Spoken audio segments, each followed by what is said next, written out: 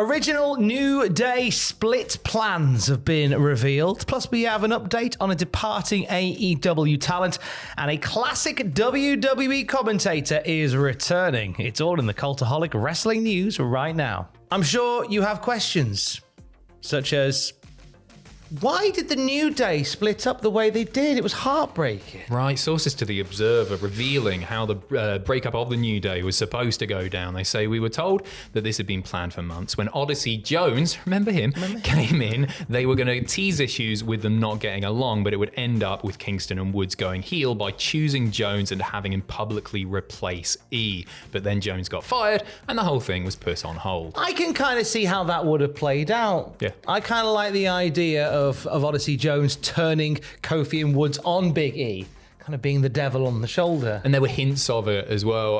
I think it would have been effective. I loved what we got. I really thought it was so effective. There was one change that I'd have loved to have made, and it actually was, to me, a pretty perfect segment. It wasn't to do with the segment itself, it was to do with the placement of the segment. I wish on the 10-year anniversary show of the New Day that had main evented. Yeah, definitely. Over Drew coming back and doing the return with the hood, which we've seen about 20 times in various I love Drew. Love Drew to bits, totally, and he's a bigger star, obviously, physically too.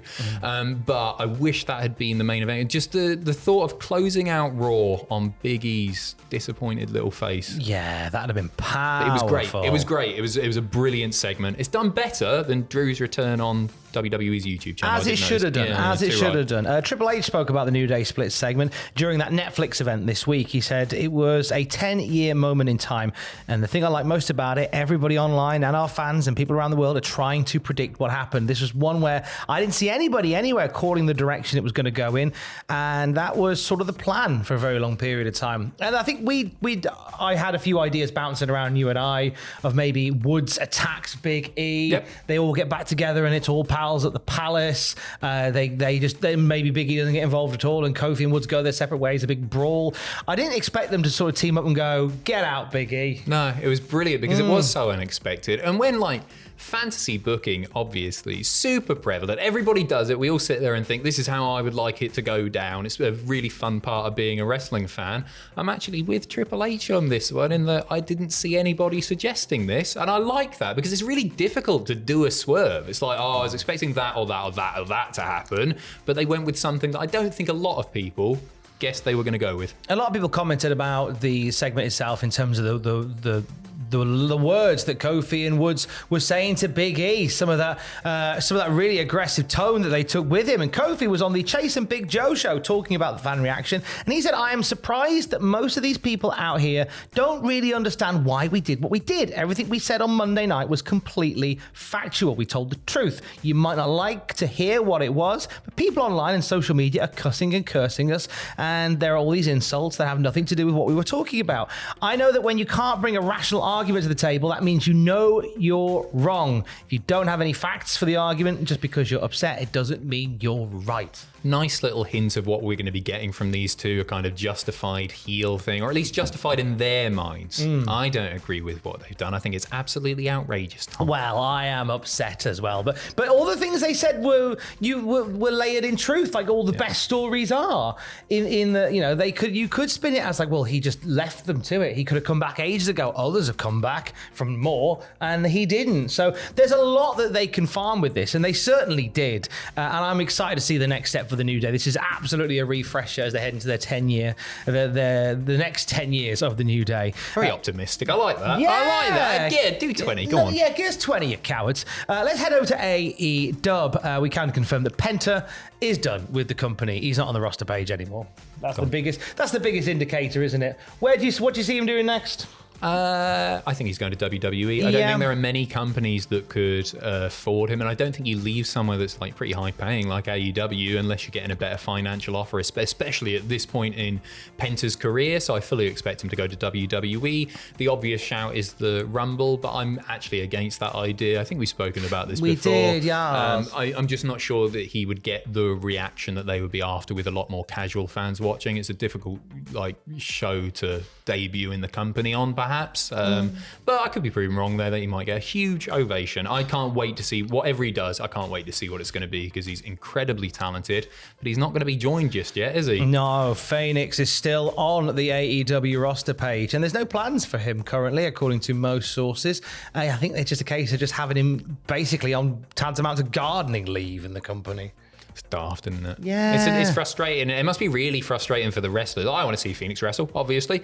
It must be crap knowing that you're ready to work, you're good to go, and there's nothing for you to do for reasons. Infuriating. As you see it in every company. It's not an AEW specific thing, but it's popped up more often in AEW lately, I would Ricky suggest. Stark says hi.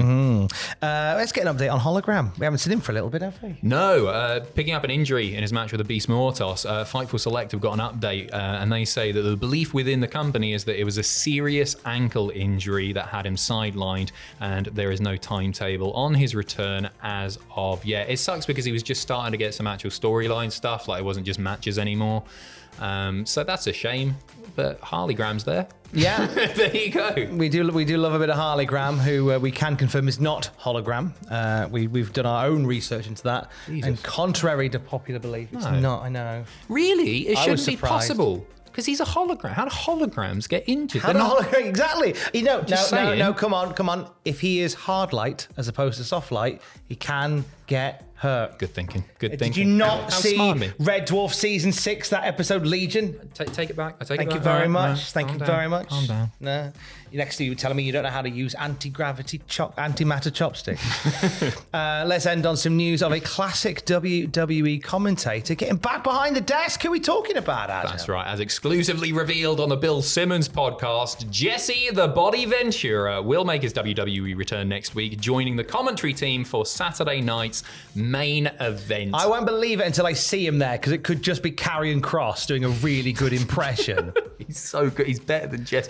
Did you see the thing with him and Chris Van Vliet? And like Ventura basically like no-sold it. It was really. Were they in the gym or something? He comes over and he does this amazing body impression, and Jesse was just like, he's probably heard it all his life, hasn't he? People do it, but Karrion's is really, really good. So good. I was rewatching something. It actually just popped up on like Instagram Reels or something. Jesse the Body Ventura and Vince McMahon doing commentary once again. It must have been like 15 odd years ago, maybe a bit longer than that. Yeah, he did like a classic Raw, like a Raw rewind or whatever. Yeah, Vince comes Retro out in the Raw bow type tie and all that, and he was still really, really good. It was great. I can't wait to hear him again. He was the voice of the company for many, many years in the 80s. There was a lawsuit between him and the company that led to a lot of his commentary work being lost as well. He would return, obviously, to WWE. Several guest appearances. I remember him turning up at SummerSlam 99 to be the guest referee for that triple threat match. Yep. And it felt like that was his first major return to the company after a long spell away. And he's kind of popped up here, there, and everywhere. And he signed a Legends deal recently. So this is the first, I think, of many guest appearances or little bits of business that we see between WWE and the Body once again. Great. It'd be nice to have him as a talking head once again on some of the documentaries. If they carry on making them for Netflix, who knows? But yeah, he's a very engaging, just captivating man, isn't he? I love listening to him, as does everyone. We'll hear his voice on Saturday night's main event. We'll do live reactions to Saturday night's main event. Well, you will do live reactions to Saturday night's main event next weekend on the Cultaholic YouTube channel. If you are a Patreon, there are 2 episodes of WTF moments waiting for you now with Ross. He did Full Gear and Survivor Series, as well as punishments returning to the Patreon. And we should probably address the elephant in the room. As you can see, Adam has grown his beard out slightly. This is part of something that's going to be happening in a minute. Thanks for noticing. I appreciate that. Yeah. I'm also dressed in a pinata costume. Oh, yeah. I don't know if you spotted it, but I'm wearing this because we're about to go down into the woods, and I'm going to be suspended quite high up and then hit with a stick a load of times until sweets fall out of me.